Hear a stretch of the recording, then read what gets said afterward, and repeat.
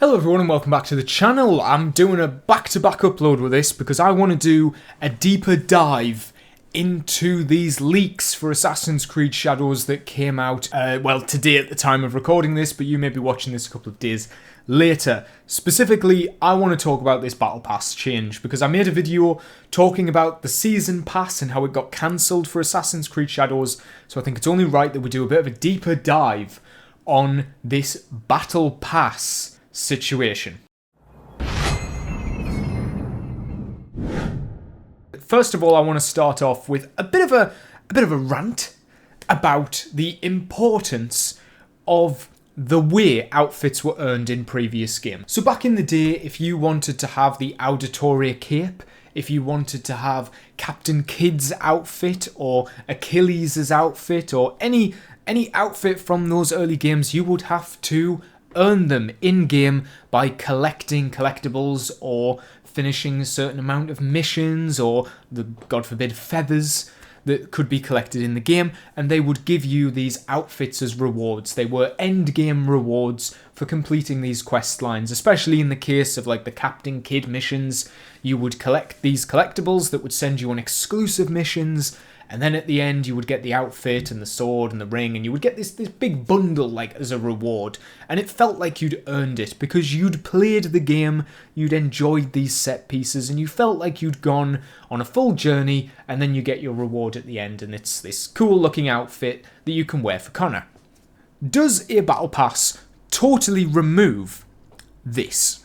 Now, I don't know if Assassin's Creed Shadows is going to have quests where you can unlock outfits at the end. We saw a few of them in Mirage. We saw a couple of them in Valhalla with Thor's outfit. That was a thing that had a whole quest line revolving around it. So it has still existed in Assassin's Creed games, but I don't think it's as prevalent as it used to be. I mean, look at Assassin's Creed Rogue, where nearly every unlockable outfit in that game is tied to some sort of collectible or quest lines. I mean, we had the Viking swords, we had the Templar armour, we had the Frontiersman one needed to be crafted, so you had to go on a journey to collect the pelts to craft that. These outfits are a reflection of the journey that you've made to get them. You've earned them through actually having an experience with the game. They are a sign that you have completed a set of quests, and they are an achievement in amongst themselves. What a Battle Pass does is it does give you the chance to earn these items, but it doesn't tie a related quest to them. And it doesn't give you the lore or the significance or the importance of those outfits. They are totally, at base value, what you're looking at. It is just the outfit. And we've seen this with the gear packs that were introduced from Assassin's Creed Syndicate onwards. They are just fun-looking outfits. They don't have any relevance to the story or any kind of quest to make them feel meaningful or fleshed out. Or because my argument here is that it's not just because these outfits look fantastical. So let me think of a silly outfit. The Mayan outfit, right, in Assassin's Creed 4 is like a futuristic technological armor, right? If that was given to you in the Helix shop, I don't think people would like it as much as they do. What they like about it is the journey you have to go on to collect and unlock that outfit. I mean, one of my favourite outfits in Assassin's Creed 4 is the Templar armour, where you have to do these 5 keys that have their own, like, mocapped cutscenes. They have full dedicated storylines to unlock this Templar armour. So it's not just like, this is a Templar outfit that I can unlock. It's a Templar outfit that you go on a journey to explore, and it takes multiple hours, and you understand the importance of this Templar outfit by the end of it. And I know that battle passes are incredibly common in gaming at the minute, and that's the reason I mention the quest lines, because the difference between other battle passes is that they are for multiplayer titles. Fortnite multiplayer. Fortnite does it really well. They add different objectives during the game season. During the season, they will add little quests for you to achieve, and they don't tie to the Battle Pass, but they keep you interested during that season. Call of Duty is a multiplayer game. You want to look cool. It doesn't matter about the story or the importance behind what you're wearing. You want to look cool, and you want the gameplay to look cool when you're playing it. That's why you get these crazy bundles and these special effects and these assassinations, these special animated kills, because you want to keep the game fresh while you're playing what is essentially the same repetitive loop over and over. Now, we've seen a battle pass in one single player game before this, and that game was Suicide Squad Kill the Justice League, so it's a terrible example where the battle pass, did anybody even, I mean, nobody played the game, so I can't even, there's not enough market research to ask if anybody bought that battle pass, but the battle pass for that game was terrible. Now consider, you have finished Assassin's Creed Shadows, you've 100%ed the entire game. That's going to take a while, but you could do it by the time Season 6 or something comes out. And you may have no new content, you're just playing to get outfits.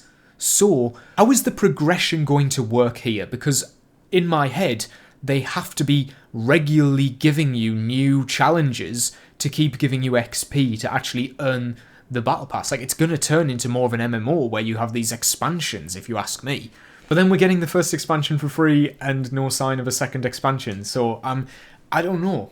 Either way, they clearly expect this game to go on for multiple years, and the reason I say that is because of these leaks. The leaks for Shadows, specifically in the files, say Year 1, Season 1. Now, that could just be a placeholder, maybe every game has to put the year title on it, but to me, after Valhalla successfully navigated having a 2-year-long longevity for the game, it lasted from 2020 till, like, obviously when Mirage came out, the end of 2023, so maybe even longer than that, nearly 3 years. But it kept that up with regular content updates and these massive expansions and an unplanned Dawn of Ragnarok DLC, which, from what I could tell, was very successful. And maybe we're going to be getting the same kind of thing for Shadows. This is clearly a game that they want players to be playing for many years to come, and a battle pass is a great incentive because, well, you know how battle passes work. You pay for them, and then you play, and you feel like you're getting FOMO if you don't pay for it, and you're getting FOMO if you pay for it and then don't play it, because you don't unlock the content that you've already bought.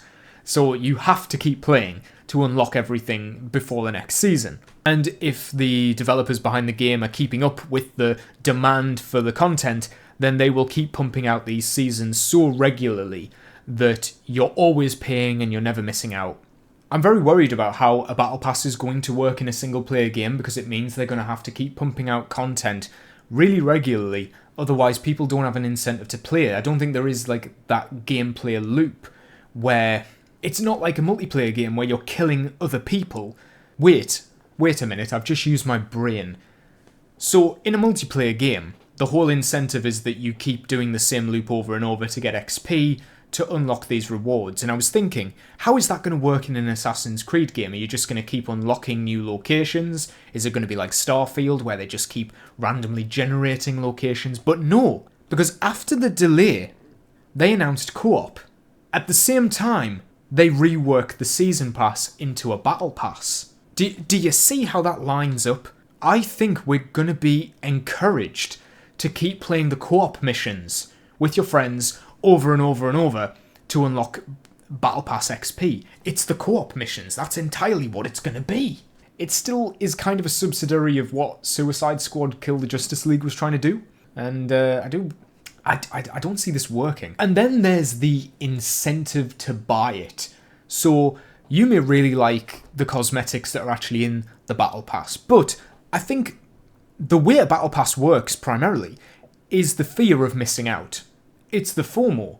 You play the multiplayer games so regularly that you see everybody else in these cool skins. You know, like the Black Ops 6 Vault Edition, everybody gets Klaus, they all get Brutus, you know, they're running around in these really cool skins that you want to have. So you're encouraged to buy the Battle Pass so you can also get that skin. And then you want to finish it as quickly as possible to get the big legendary skin at the end that everybody's wearing and is like a sign that you are really good at the game because you unlocked it quicker than other people. With Shadows, where is that sort of FOMO that you're going to be getting? Because unless you're playing co-op, you're not going to be seeing anybody else in the game. And if you go into co-op, I presume, like, you're not going to be getting... If you're playing as Norway and then Yasuke, or maybe you're going to be playing as other assassins. What if the co-op... Wait a minute. My brain is working in real time right now. what if in the co-op you're not playing as Naue or Yasuke, you're playing as your own customizable assassin, as was the critique in Unity, so they would have picked up on that. And that way everybody can wear the same skins and there can be a formal, and it's not limited to 2-player co-op. I think it is 2-player co-op, but it might not be. They may expand it to more players so that you can get more formal from other players having cool skins. I think I just answered my own question there. Is a battle pass better than a season pass? In my opinion, no, because it now gives them an excuse not to make expansions. Now we're not going to get things like your Dead Kings, your Freedom Cry, your Jack the Ripper. You're just going to keep getting seasons and cosmetics and weapon charms, these bloomin' trinket things that they've shown. We're going to be getting stuff like that. And I just don't think it's going to be a good replacement for getting meaningful story content. It's sad because are we at a stage now where in order to increase a game's longevity, a story expansion just isn't going to cut it anymore?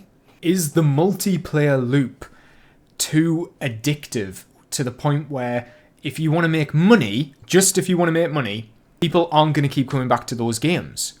I mean, look at Spider-Man 2, right? Spider-Man 2 was a massively successful game, and people didn't I don't think people loved that game as much as they did Spider-Man 1. I haven't played it myself, I've only played Spider-Man 1. But when they announced that they weren't doing any DLC for the game, I think that does kind of line up, because they could have easily brought out some story expansions or made some more engaging storylines with the DLC. But they chose not to, and we know they were working on this Spider-Man co-op game instead. Is Ubisoft trying to get ahead of the curve and make their own Assassin's Creed co-op game to compete where Spider-Man didn't get off the ground? I don't know. I'm rambling.